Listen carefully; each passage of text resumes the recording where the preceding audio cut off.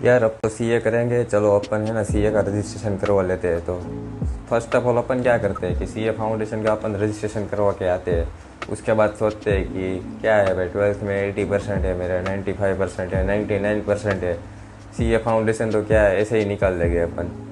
और क्लास में जो अपन के टीचर्स होते हैं उन्होंने भी ऐसा ही बताया होगा कि सीए फाउंडेशन में तो 11-12 का ही सिलेबस है, 11-12 जैसा ही है। तो भाई जो भी ये मिथ में है ना भाई, अभी से भाई समझ जाओ ऐसा कुछ नहीं है।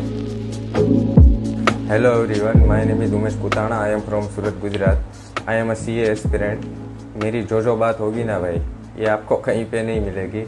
एंड मैं दावे के साथ बता सकता हूँ, अगर यह बात आप फॉलो करोगे तो डेफिनेटली आप सीए फाउंडेशन फर्स्ट अटेम्प्ट में क्लियर कर सकते हो। So first of all CA foundation में 4 सब्जेक्ट होते हैं। फर्स्ट अकाउंट होता है, सेकंड लॉ होता है, थर्ड मैथ्स होता है, एंड लास्ट इकोनॉमिक्स होता है। ये अकाउंट्स जो है ना, अपन को ऐसा बताया जाता है कि 11-12 जैसा ही है। मानता हूँ 11-12 जैसा है, लेकिन यहाँ पे दिक्कत क्या है वो मैं बताता हूँ। 11-12 में 80-90% स्टूडेंट पास हो ही जाते हैं। एंड यहाँ पे रिजल्ट आता है 15-20%, 15 से 20 बच्चे ही पास होते हैं। तो उतना अपने को समझना पड़ेगा कि अगर एक्यूरेसी नहीं होगी इसमें तो भाई फिर अकाउंट्स में भी फेल हो सकते हैं यहाँ पे। सो वो चीज़ आपको समझनी होगी। उसके बाद है लॉ, जो आपके लिए नया होगा क्योंकि आप अब जस्ट अभी आप 12th पास करके आए हो। लॉ सबके लिए नया होता है।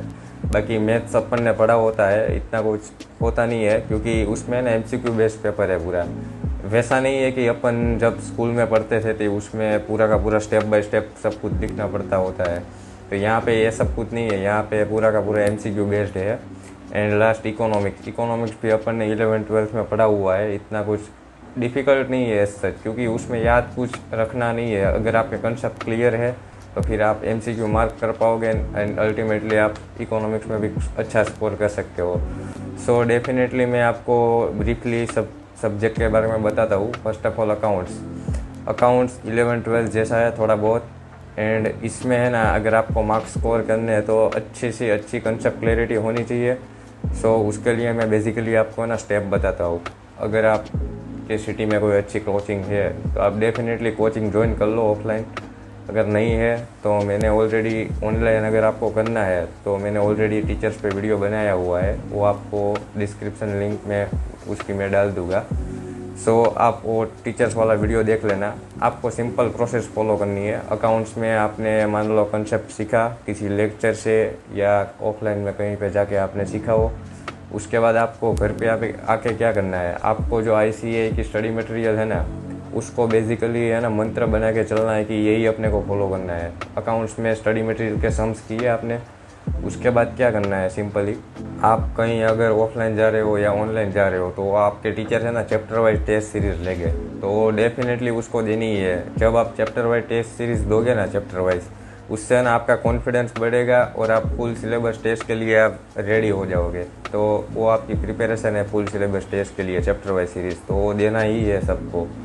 एंड आप एक बार चैप्टर वाइज टेस्ट सीरीज दे दी, उसके बाद अपन रिवीजन के लिए क्या करेंगे, तो रिवीजन के लिए है ना आप कोई भी एक क्वेश्चन बैंक उठा सकते हो जिसमें है ना आरटीपीस कवर हो, एमटीपीस कवर हो एंड पास्ट ईयर के जो क्वेश्चन आए हुए रिपीटेड वो कवर हो। तो आप क्वेश्चन बैंक से आप रिवीजन कर सकते हो अकाउंट्स के लिए। एंड मेन है ना अकाउंट्स पे फोकस है ना स्टडी मटेरियल पे होना चाहिए। अभी अपन बात करते हैं लॉ में, most of the student fail होते हैं ना 80%, तो लॉ में ही होते हैं। तो लॉ है ना वो एक ऐसी चीज़ है कि वो हमारे लिए नया है। एंड इसमें है ना याद रखना पड़ता है क्योंकि अपने को अल्टीमेटली इसमें लिखना है। तो उसके लिए अपन क्या कर सकते हैं, मान लो एक बार अपन ने पढ़ा, उसके बाद क्या करना है कि मान लो अभी मैंने ये टॉपिक मैंने पढ़ा है, तो उसके बाद है ना 1 घंटे में उसको है ना उसके जो मेन पॉइंट है ना, बुलेट पॉइंट कीवर्ड्स जो होते हैं, उसको है ना एक बार रिवाइज कर लो। उसके विदिन 24 आवर्स में एक बार फिर से अपन ने जैसे 1 आवर में रिवीजन किया था, उसका फिर से 24 आवर में फिर से एक बार रिवीजन कर लो। एंड नेक्स्ट 15 डेज में फिर से एक बार रिवाइज कर लो। तो ऐसे 3 से 4 बार रिवाइज हो जाएगा ना लो, तो है ना आपके जहन में घुस जाएगा। मैं एक एग्जांपल देके आपको समझाना चाहूँगा। मान लो कोई ऐसा ग्राउंड है जहाँ पे सब रनिंग करते हैं, तो जहाँ पे रनिंग होगी ना बार बार सब लोग जहाँ पे रनिंग कर रहे हैं, तो वहाँ पे ना घास नहीं उगेगी, क्योंकि वहाँ पे परमानेंट फिर रोड बन जाएगा। फिर वैसे ही कहीं कहीं अगर खेत होगा, वहाँ पे डेली लोग चल रहे हैं, 2 से 3 लोग डेली चल रहे हैं, तो वहाँ पे है ना फिर घास नहीं उगेगी, वहाँ पे है ना पगडंडी बन जाएगी पूरी। तो वही चीज़ है कि डेली लोग को रिवाइज करते रहोगे ना, तो अल्टीमेटली आपको है ना उसमें ग्रिप बैठ जाएगी। उसमें है ना एक बार ग्रिप बैठनी चाहिए, और कुछ नहीं है। उसके बाद अपन मैथ्स की बात करते हैं। मैथ्स में भी लोग फंसते हैं, लेकिन है ना मैथ्स में आपको एक चीज़ मैं अभी से ही क्लियर कर दूँ, मैथ्स अपने को लगता है हार्ड है, लेकिन बहुत इजी है, क्योंकि आप ही खुद ही समझोगे, अपन को इसमें कुछ लिखना नहीं है। आपको अगर फॉर्मूला भी नहीं आता होगा ना, मैं लिटरली बता रहा हूँ, आपको अगर फॉर्मूला भी नहीं आता होगा ना, फिर भी आप क्वेश्चन सोल्व कर पाओगे अपने लॉजिकल ब्रेन से। सो मैथ्स में आपको अगर प्रैक्टिस करनी है ना, तो बेस्ट चीज़ है आप PYQs करो, क्योंकि मैथ्स में ना एज इट इज़ PYQs उठ के आ जाते हैं। तो मैथ्स के लिए PYQs बेस्ट है। फर्स्ट ऑफ ऑल अपने को स्टडी मटेरियल करना है, और कुछ नहीं करना है। एंड PYQs आप MTP RTP कुछ नहीं करोगे तो भी चलेगा, सिर्फ और सिर्फ PYQs करके जाओगे ना, फिर भी आप 60+ आप इजीली स्कोर कर सकते हो। उसके बाद अब बात करते हैं इकोनॉमिक्स। मैथ्स एंड इकोनॉमिक्स बहुत ही अच्छा सब्जेक्ट है, क्योंकि इसमें अपने को याद नहीं रखना है, तो इसमें अपन एग्जाम्सन भी इजीली स्कोर कर सकते हैं, 60+ इजीली जा सकते हैं। तो मैं इकोनॉमिक्स की बात करूँ तो इकोनॉमिक्स में है ना आपको 11-12 जैसा ही है, इसमें डिमांड सप्लाई और प्रोडक्शन कॉस्ट वही सब कुछ है, लेकिन इसमें है ना थोड़ा सिलेबस थोड़ा वास्ट है, थोड़ा बहुत मीन्स 11-12 चैप्टर है, और कुछ नहीं है।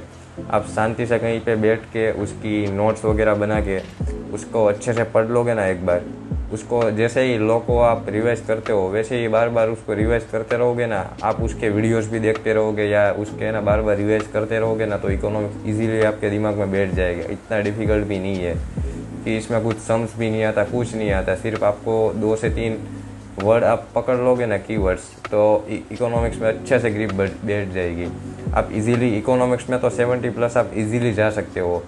एंड बहुत सारे स्टूडेंट के 90+ इकोनॉमिक्स में आते हैं। एंड इकोनॉमिक्स का पेपर मोस्ट इम्पोर्टेंटली इकोनॉमिक्स का पेपर लास्ट में होता है, एंड सबसे इजी पेपर इकोनॉमिक्स का होता है। अगर आपको ये चाहिए कि आपको कौन से सब्जेक्ट में आपको स्कोर ज़्यादा करना चाहिए, तो आपकी स्ट्रेंथ होनी चाहिए इकोनॉमिक्स, मैथ्स एंड अकाउंट्स। ये तीनों सब्जेक्ट ऐसे है कि उसमें आप 60+ इजीली जा सकते हो।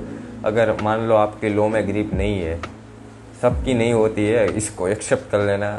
अगर आपकी नहीं है तो आप क्या कर सकते हो, ये 3 सब्जेक्ट में आप अच्छा स्कोर कर लो, 60+ का टारगेट रख लो, एंड लॉ में आप 50 आ जाएंगे तो भी चलेगा। लेकिन ये चीज़ ध्यान रखना, वरना क्या होगा, अगर आप लॉ भी करोगे, ये भी करोगे, वो भी करोगे, सब कुछ करने रहोगे ना, तो फिर आप एग्रीगेट में आपकी दिक्कत होगी फिर, क्योंकि 400 में से अपने को अल्टीमेटली लाना 200 होता है।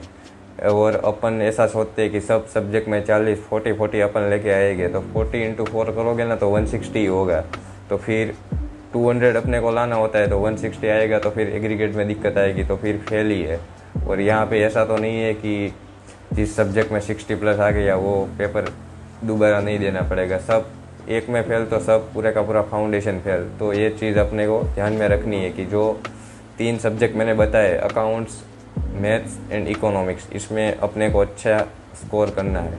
एंड 2-3 चीज़ और इम्पोर्टेंट है जो मैं आपको अभी बता देता हूँ। लॉ में है ना आपको पढ़ने में है ना जोर पड़ेगा भाई, अपन है ना पढ़ने नहीं बैठेंगे। तो एक चीज़ ध्यान में रखना भाई, क्योंकि आपके पास टाइम लिमिटेड है, एंड आपका सिलेबस भी वास्ट है, क्योंकि ये 12th तो है नहीं कि आप कुछ भी लिख के आओगे आपको मार्क्स मिलेगा। तो टाइम आपके पास लिमिटेड है, आपको नहीं मन है फिर भी आपको पढ़ना पड़ेगा एंड पढ़ना पड़ेगा। सो लॉ एंड इकोनॉमिक्स में आप है ना क्लास के साथ साथ में अच्छे से है ना अपने हैंड रिटन नोट्स बना लेना, क्योंकि अपन जब हैंड रिटन नोट्स अपने खुद के हाथ से लिखे होगे तो है ना अपने को अच्छे से रिकॉल होगे, तो उसको बार बार फिर रिवाइज करते रहो, और कुछ है नहीं। एंड जो ICAS अपनी इंस्टीट्यूट की जो मॉक टेस्ट होती है, अगर आप वो मॉक टेस्ट नहीं दोगे तो भी चलेगा, लेकिन आपको फुल सिलेबस टेस्ट एटलीस्ट 2 तो आपको देनी ही है। किसी भी हाल में आपको 2 फुल सिलेबस टेस्ट देनी है, अगर आपको एग्ज़ाम में आपका रिजल्ट नेगेटिव नहीं देखना है। तो मेरा ये पर्सनल रिकमेंडेशन है कि आपको एटलीस्ट 2 फुल सिलेबस टेस्ट देनी चाहिए, या फिर आप ICAI की दे सकते हो, या फिर आपके अपनी खुद से आप अपने दे सकते हो, या तो हमारी जो इंस्टीट्यूट ICAI लेती है उसके आप मॉक टेस्ट दे सकते हो, या फिर आप खुद से भी दे सकते हो, लेकिन एटलीस्ट 2 मॉक टेस्ट देनी है। अगर आपकी कोई और क्वेरी है एंड अगर आपको कोई और सजेशन देना है कि नेक्स्ट वीडियो में कौन सा टॉपिक पे बनाऊँ, तो आप let me know in the comment box and meditate करते रहो, खुश रहो, हैप्पी लर्निंग।